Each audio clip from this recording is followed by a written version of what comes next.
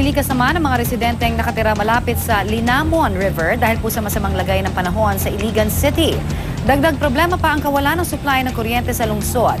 May report si Kay Mercado ng GMA Northern Mindanao. Kay?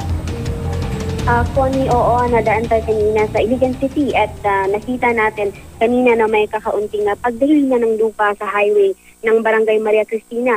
Pero hindi naman grabe ang naturang landslide. Nilagyan na ng roadblocks ng DPWH ang naturang area.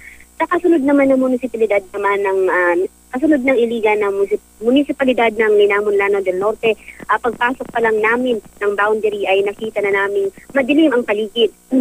Walang ilaw at walang kuryente. Medyo baha na rin ang highway dito, Connie, at saka yung Laparan Bridge ng Barangay Napo ay nasira. Nakita natin kanina, sirang-sira yung naturang tulay. Kaya naman, walang makadaan dito at itong tulay na ito pa naman ang boundary at nagdudugtong sana ng Laparan, Lanao del Norte at Kauswagan, Lanao del Norte.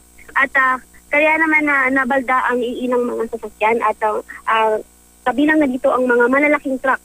Mataas ang tubig dito kaya naman inilikas ang mahigit kumulang 60 families sa GK Village nila. Ito ay mataas na lugar kaya dito na ang ginawang evacuation center. May mga pamilyang nasa daycare center at may iba namang nakisilong sa barangay hall at may ibang nakisilong din at nakituloy sa ibang bahay at meron ding so far walang casualty, zero casualties naman yung lugar.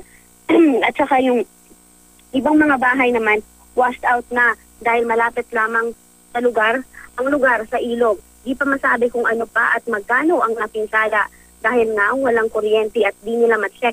So bukas, mamaya lamang ay malalaman na ang detalye tungkol dyan. At balik naman dito sa Iligan City, ang Mahayahay Junction Road ay pansamantalang sinara at di muna pinapadaanan dahil medyo may pagbaha na dito at mga residente dito ay nagreklamong walang mga opisyalis na bumisita dito sa kanilang lugar. Connie?